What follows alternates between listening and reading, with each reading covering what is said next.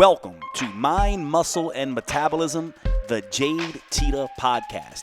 Here you get the in-depth science and practical tools needed to change your body, optimize your health, and elevate your mindset. I'm Dr. Jade Teta, and here is what I want you to know. You are different. You are as unique on the inside chemically as you are on the outside physically. And those differences matter. They matter because there is only one rule to achieving optimal health, fitness, and body change. That rule: do what works for you. My goal is to help you understand exactly how. I'm so excited you're here. Your transformation starts right now.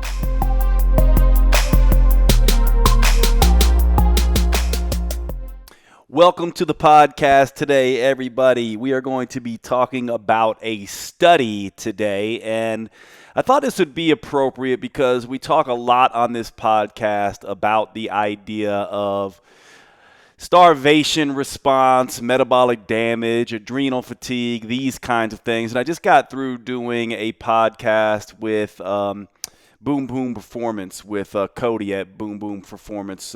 He's one of my favorite guys to talk to, and we've been bringing up this study, the MATADOR Study. So I figured I'd go through this study today. And it's an important study because those of you who follow me and follow my podcast, sometimes it can feel like we're talking about the same things over and over again.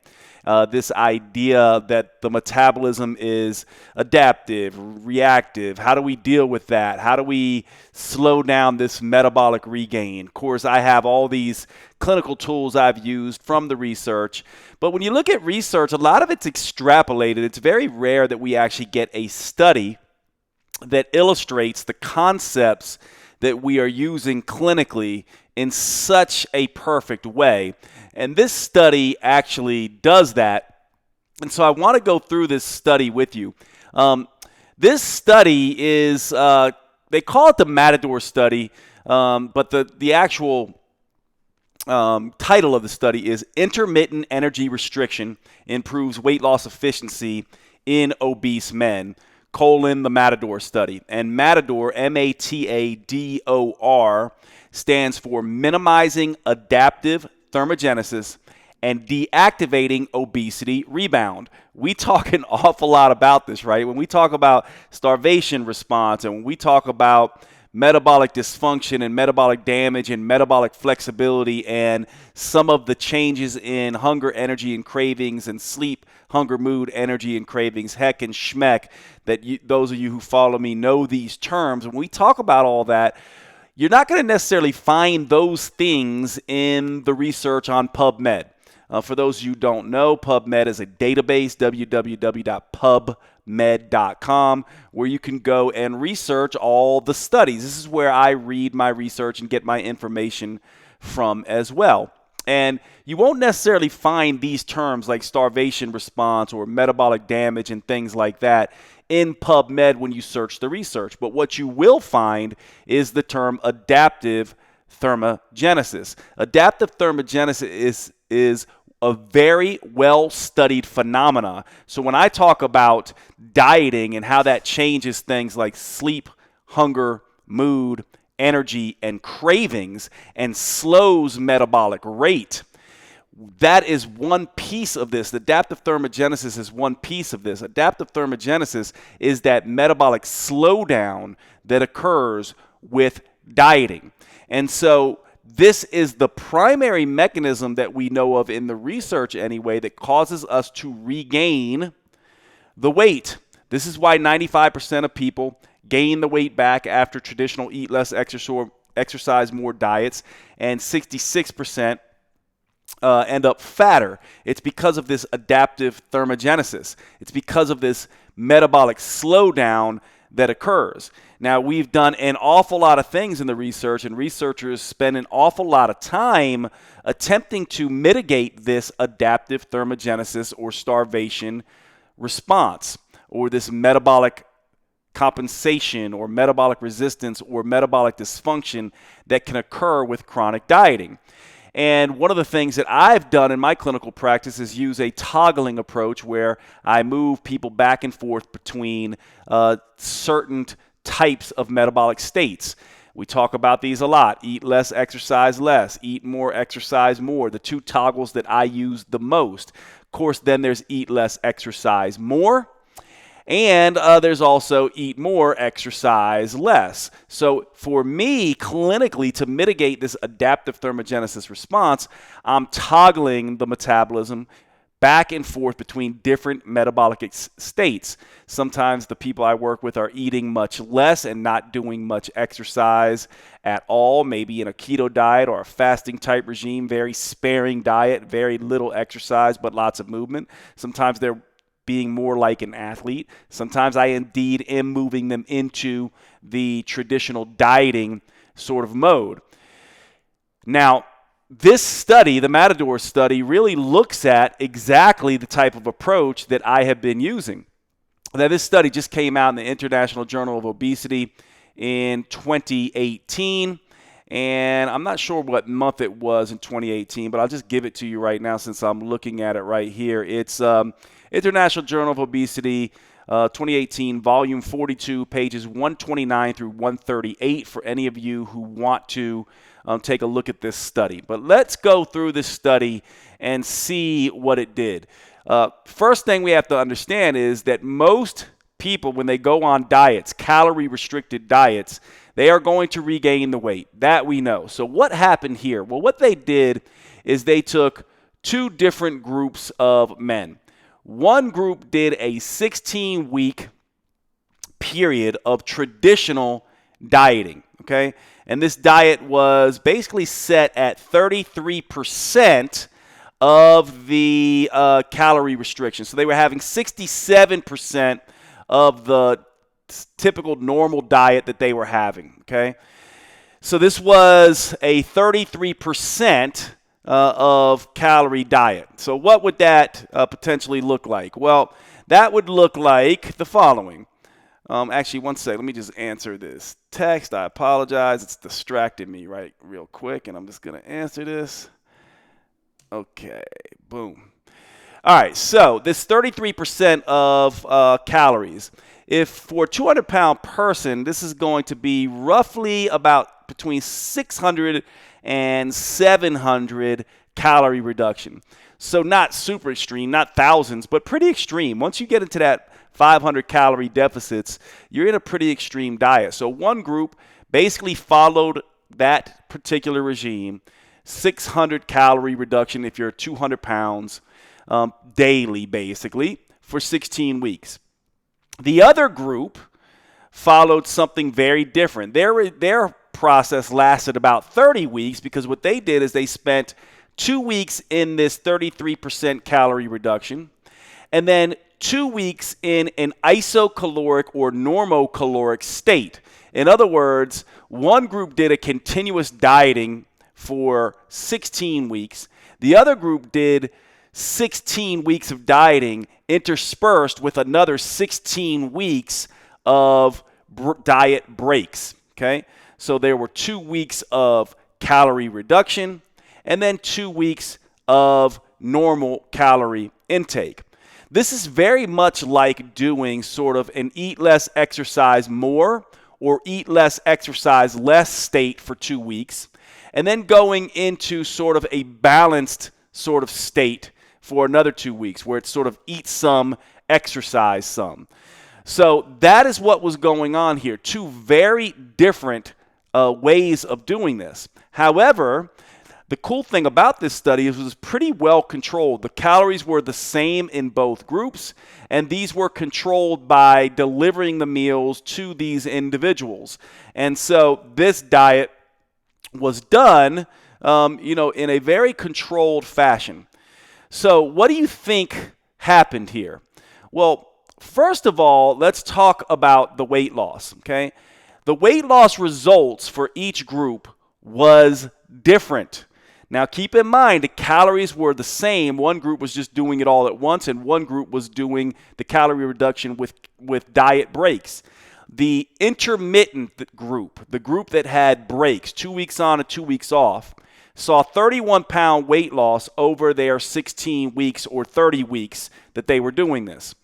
The continuous calorie group saw a 20-pound loss over their 16 weeks. That's pretty substantial for both groups. Now, we know weight loss, okay, and fat loss are two different things. So you might say, well, Jade, how much fat loss was it? How much fat loss did the intermittent group, the 2 weeks on, 2 week off group get versus the continuous group? Well, the 2 weeks on, 2 weeks off group lost 26.4 pounds of fat, while the continuous group lost 17.6 pounds of fat. So much more fat lost in the group that was doing the intermittent, almost 10 more pounds versus the continuous group. Now, both groups lost muscle. Now, one of the things you need to understand when you're calculating lean muscle loss, water goes into this a little bit as well. Both groups lost about the same, 2.9 for the intermittent group, 2.6 pounds for the continuous group, about 3 pounds each. Now, what we want to know is what happened after the follow-up, right? Because it's one thing to see substantial differences during the process, right? It's one thing to see a difference in fat loss during the weight loss process, which we did see despite calories being normal just by giving these 2-week diet breaks. But what happened with the regain, right? What happened with the regain? Well, at 6 months later on follow-up, there was still a pretty striking difference between the groups. There was close to a 15-pound weight loss advantage for the group that was doing the intermittent type of approach, 2 weeks on, 2 weeks off. In fact, they only regained 7.7 pounds, about 8 pounds, while the other group regained about 13 pounds. So in the final sort of analysis here, the intermittent group ended up losing 18.7 pounds total after 6 months had gone by. Now remember, we basically are doing sort of this 16 weeks of dieting total, with one group doing it all at once and the other group doing it with 2-week breaks in between, and then them following up later. So later on, 6 months later, the final outcome was substantially in favor of the intermittent group versus the continuous energy restriction group. Now, this study is hugely important for us because what it does is it actually gives us some scientific validation, some proof of concept to the idea of what I have been seeing clinically for years and years and years. Now, of course, this just came out in 2018, but I've been doing some version of this, and many people have been, I'm not the only one, who've been doing some version of this going all the way back to 2004, 2005. Some people maybe even doing this, prior to that. But the idea here is that I talk an awful lot about the metabolism not being this continuous, linear, predictable, stable sort of system, but rather instead being this unstable, unpredictable, adaptive, and reactive system. And I oftentimes talk about the idea that we want to break the diet or use different toggling systems, not doing the same thing over and over and over again, not just committing to eat less, exercise more, because eat less, exercise more is going to cause the metabolism to adapt relatively quickly, actually. In my experience, it's usually going to happen in about 7 to 10 days that this adaptation process is going to happen, and this is what's going to cause this adaptive thermogenesis or metabolic compensation or this sort of starvation response where we see increased hunger, energy, and cravings, what I call HEC or HEC goes out of check, metabolic rate declines, and next thing you know, you have this drive to eat more so that you do, and you're also dealing with a less efficient metabolism at the time, or a less flexible metabolism, a metabolism that's more likely to extract nutrients and not burn as many calories at rest or during exercise, and you get this weight gain rebound and overcompensation, which is why we have this yo-yo dieting effect and why many people end up fatter in the long run. Now, of course, this study showed what we would expect. Both groups did get some regain after they kind of came off these regimes, but the group that was doing this intermittent sort of dieting response fared much better than this continuous group. So what does this mean for you, or what does it mean for your clients if you're a coach or a physician, which I know I have a lot of you coaches and physicians listen to my podcast? What does this mean for you? What this means for you is that you want to begin to incorporate this information that we now understand about the metabolism. It will set you apart immediately, getting your own personal results and getting results for your clients. What we want to do is we want to build in these structured breaks. Now, there's many ways that you can do this. 1 week on, 1 week off. 2 weeks on, 2 weeks off. I oftentimes have used the 2 weeks on, 2 weeks off type of approach because many times I'm working with women who are menstruating and I toggle their diet with the menstrual cycle. It's an easy way to do this. I've talked about this in many past podcasts. Episode 2 of this podcast talks about this. Also, you can, I think it's episodes 11 and 12 that go through sort of the different metabolic toggles. And of course, the last 2 episodes 32 and 33 that I did on Eat Less, Exercise Less and Eat More, Exercise More, cover this a little bit as well. So you're going to want to pay attention to those to understand how I am doing this. But very simply, without making it too complex, one of the ways that you can do this very simply, if this is the first time you've been exposed to me or my podcast, and it's your first time listening, you can make this approach work for you simply by using the traditional approach, eat less, exercise more, for 2 weeks and then taking a 2-week diet break. Now, I want to do one thing here to make this clear. These 2 weeks off are not 2 weeks in a refeed. These are not 2 weeks in calorie surplus. These are 2 weeks back at calorie balance.